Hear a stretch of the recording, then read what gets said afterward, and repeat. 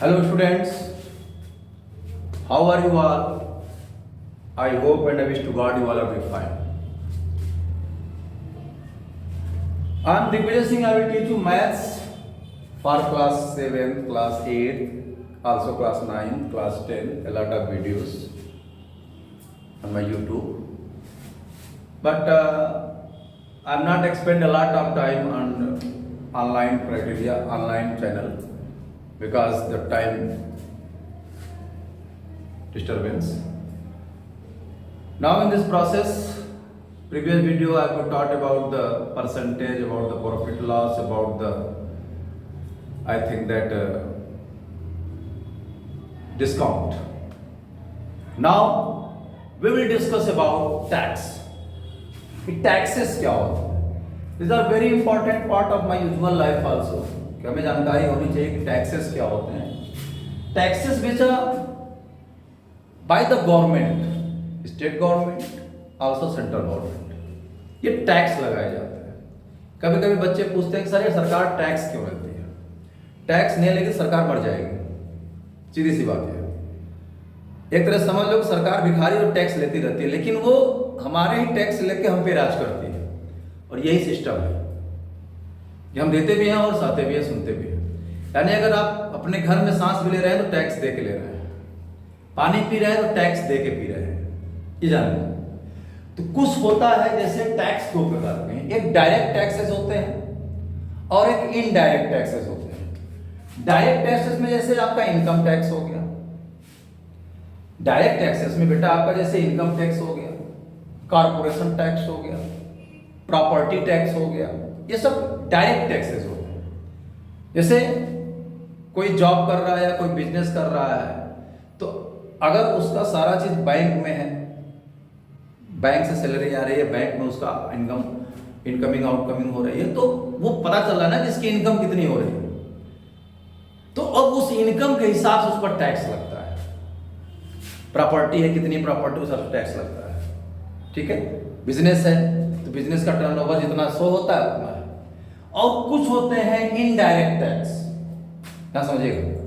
Direct tax और indirect tax. Indirect tax में जो वैट है, वैल्यू एडेड टैक्स, ये जो सामान बिकता है उस पर टैक्स लगता है. जैसे कोई बिजनेसमैन सामान बेच रहा है, जीएसटी है, गुड्स एंड सर्विस टैक्सेस. तो जो सामान हम खरीदने जाते हैं तो कभी कभी दुकानदार ये कहता है कि आपको पर्ची, अगर फाइनल रसीद चाहिए तब तो मैं इतना परसेंट इस पर लूंगा, और नहीं चाहिए तो नहीं लूंगा. सीधी सी बात है. मैं एक बार सामान खरीदने एल्विरा लेने गया, उसने कहा कि आपको ओरिजिनल रसीद चाहिए, अगर ओरिजिनल रसीद चाहिए तो आपको 350 या 400 और पे करना होगा, otherwise I will discount it, मैं आपको नहीं लूंगा आपसे. तो कस्टमर भी कहा जलवा है, लाओ 400 रुपया मेरा छूट गया. लेकिन उस 400 के चक्कर में उसने अपना कितना बचा लिया, क्योंकि उसने सो ही नहीं किया ना कि मेरा सामान बिका. क्योंकि जो दिमाग जो बिजनेस करते हैं तो 100 सामान लाए तो 50 की एंट्री किए, 50 तो वैसे बेच दिए. तो वो होती है चोरी. और जो लोग ईमानदारी से करते हैं तो टैक्स भारत जाता है, सरकार गवर्नमेंट को जाता है. तो ये टैक्सेस होते हैं. तो टैक्सेस जो होते हैं, जो हमारी इनकम है उस पर टैक्स लग सकता है. टैक्स का मतलब ये है कि जैसे सामान आप खरीदने गए मार्केट में, आपने सामान 100 रुपए खरीदा, उसने कहा कि अभी जीएसटी लगेगा इस पर 5%. जीएसटी कहीं 0% होता है, कहीं 5% होता है, कहीं 12% यानी 12% होता है, कहीं 18% होता है, कहीं मैक्सिमम 28% होता है जीएसटी लगता है. तो अब वो पर्टिकुलर दुकानदार कितना जीएसटी ले रहा है. 100 रुपये का सामान आपने लिया, कहा भैया बिल लीजिए, जीएसटी दीजिए, तो कहेंगे आप कितना परसेंट का, 12% जीएसटी, यानी आपको 112 रुपीज पे करना होगा. 5% जीएसटी 105 रुपीज पे करना होगा. तो ये जो सामान होता है उस पर लगता है. ठीक है बेटा. तो इन दिस प्रोसेस टैक्स आपको समझ में आ गया. डायरेक्ट टैक्सेस, इनडायरेक्ट टैक्सेस, इसको आप अच्छे से और भी पढ़ सकते हैं. और इसी के चक्कर में अब चलेंगे हम लोग exercise 8.4, that is the last exercise of chapter 8.4. Find the selling price. अब इसमें भी सेलिंग प्राइस है, क्योंकि भाई जब हम खरीद रहे हैं, बेच रहे हैं, तो selling price, cost price, tax दे रहे हैं, जो भी कुछ कर रहे हैं. तो फर्स्ट का पार्ट है mark price. Mark price is given ₹800. Mark price क्या दिया बेटा, और जीएसटी दिया है. Goods and service taxes 5%. Example आप सॉल्व कर जाइएगा। तो 8% 800 रुपये दिया है और जीएसटी दिया है, तो इसमें डिस्काउंट का कोई नाम नहीं है। तो जो मार्क प्राइस रहता है यानी जो फाइनल प्राइस है, तो समझ लीजिए कि अगर आप सामान दुकान पर खरीदने गए, दुकानदार ने कहा भैया इस सामान की कीमत 800 रुपये है या 1000 रुपये है, आप लगे तोड़ मरोड़ करने, है ना, कस्टमर है, कस्टमर यानी कष्ट से मरते रहो ना। तो कस्टमर, हमने कहा भैया कुछ कम करो ना, तब चले गए दूसरी दुकान पे, उसने कहा ठीक है चलिए 100 रुपये डिस्काउंट कर देते हैं।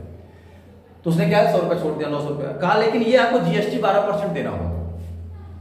आप चाहे ये काउंट होगा, लेकिन जितना मैं आपका बिल बना रहा हूं उस पर जीएसटी लगेगा।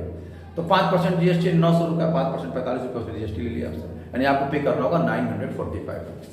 उस तरह पे करना रहता आपको 1050, अगर 1000 लगता, क्योंकि 1000 का 5% लगता। तो आप समझ गए होंगे। तो पहले जीएसटी अमाउंट निकाल लेंगे। जीएसटी कितना हो जाएगा? 5% ऑफ 800, ठीक है। ये हो गया 5/100 मल्टीप्लाइड बाई 800, 0 0 कट गया, 40 रुपये जीएसटी हो गया। तो एसपी हो जाएगा 800 प्लस 40, यानी बेटा हो जाएगा 840 रुपीज। ये आपका आ गया एसपी, समझ आया? ये है आपका मार्क प्राइस 800 रुपीज था। तो जो भी सामान आप लेते हैं, फाइनल जो अमाउंट तैयार होता है, जीएसटी हो चाहे वैट हो, ये उसी अमाउंट पर लगता है, ठीक है। ये ऐड करके देना पड़ता है, और टैक्स हमेशा पब्लिक जमा करती है, ठीक है। जो भी कमा रहा है, चाहे 2 रुपया चाहे 4 रुपया, आप कोलगेट लेने जा रहे हो उसमें भी आप टैक्स देते हैं। हर पे लिखा रहता है प्रिंट एमआरपी इतना rupees inclusive all of taxes, उसमें लिखा रहता है। आप ध्यान दीजिए, कोई सामान खरीदने जाएंगे तो उस पर लिखा रहता है एमआरपी ₹100 या ₹99 या ₹45 इंक्लूसिव ऑल ऑफ टैक्सेस, यानी आप टैक्स भी पे कर रहे हैं। तो पब्लिक ही टैक्स पे करती है, ठीक है, और पब्लिक पे राज लोग करते हैं, ध्यान रखिए। Now the next question, part B आप सॉल्व कर लीजिएगा। नेक्स्ट क्वेश्चन ध्यान दीजिए। तो नेक्स्ट क्वेश्चन जो पार्ट 1 का बी मैंने कहा था, वो पार्ट 1 का बी ये है कि mark price has been given 12,000 rupees, GST 18%।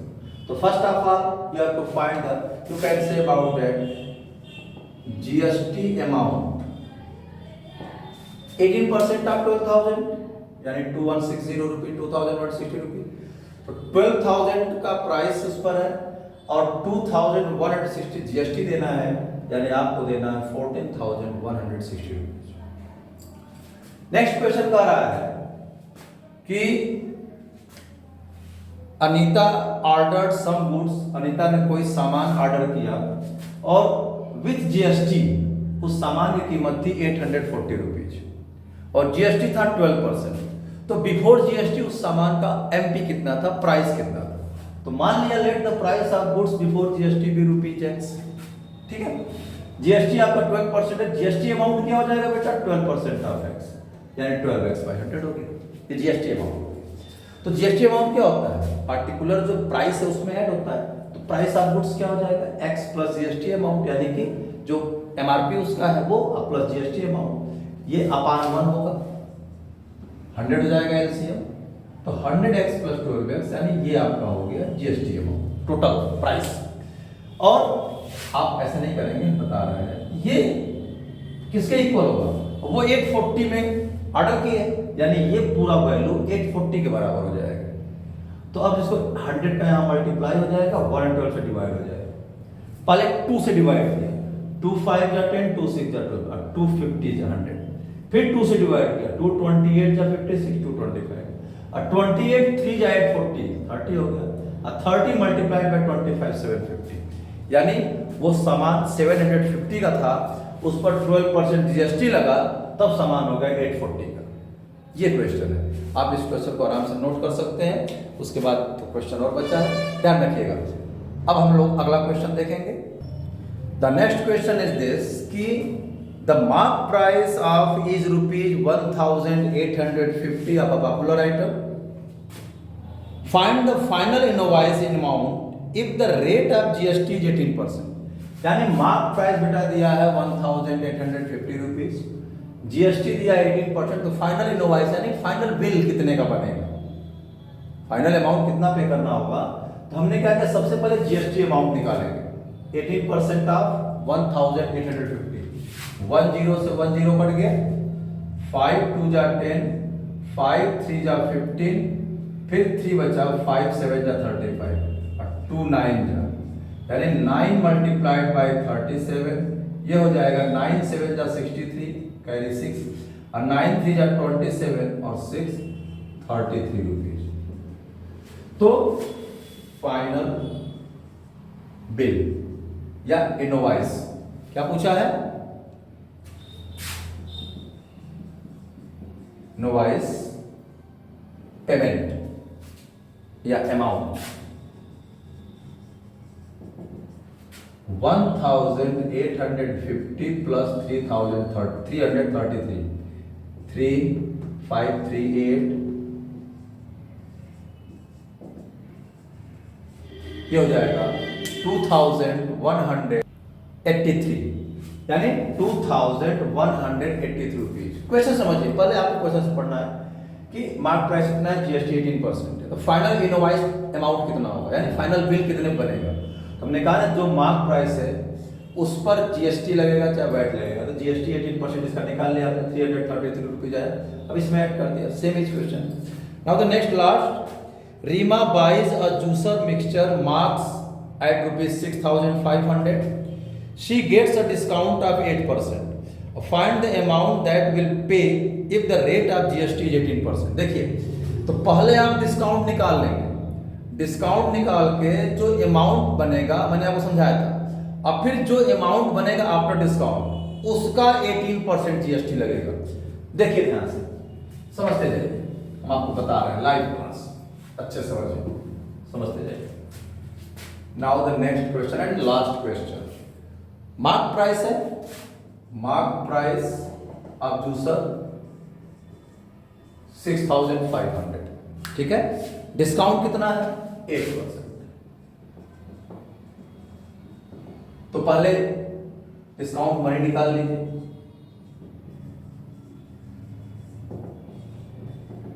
%8 of 6500। देखो बेटा इजी है, आप एसपी निकाल सकते डायरेक्ट फार्मूले से भी, 1 2 1 2,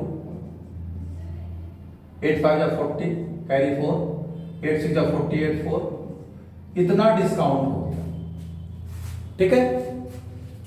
तो find price, now price after discount 6500 minus 520, discount कर लेंगे, ये हो जाएगा बेटा 0, 10 माइनस 2 8, 14 माइनस 5 9, यानी 5980। आप ऐड कर लीजिए 0 0 0 8 2 10, 1 बचा, 9 5 14 1 15 5 1 6। अब जीएसटी कितना है 18%। मैंने आपको बताया था ना, डिस्काउंट जितना भी करा लीजिए, जो प्राइस बनेगा जीएसटी उस पर लगेगा 18%। जीएसटी अमाउंट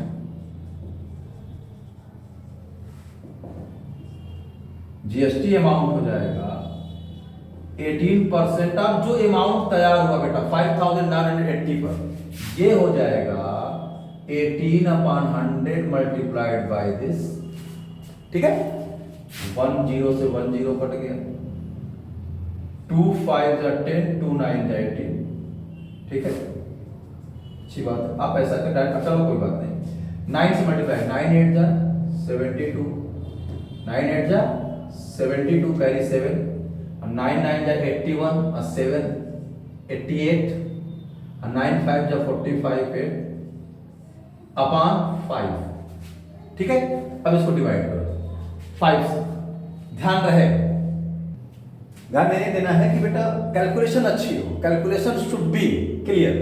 तो ये 9 का मल्टीप्लाई कर 9 8 आपका आ गया 9 8 जा 72 कैरी 7 9 9 जा 81 7 88 कैरी 8 9 5 जा 45 और 8 53 अपन 5 डिवाइड करेंगे इसे, इसको 5 1 जा 5 3 0 लगेगा, 5 7 जा 35 3 5 6 जा 30.4, यानी ये आ गया बेटा 1076.40, ये आ गया जीएसटी अमाउंट। यानी वहां छूट तो 520 रुपए की हुई, लेकिन जीएसटी ले लिया 1076। ठीक है बेटा, तो बेटा क्या हो जाएगा, फाइनल अमाउंट या एसपी कर सकते हैं, फाइनल बिल या final amount paid by customer या paid by Reema is equal to हो जाएगा, यहां पे कितना है 5980.00 कर लीजिए, और इसमें 1076.40 आप ऐड कर लीजिए, ये आ जाएगा 046, ये आपका आंसर आएगा 7056.4, यानी 7056 रुपीज 40 पैसे ये रीमा को फाइनल अमाउंट पे करना पड़ा।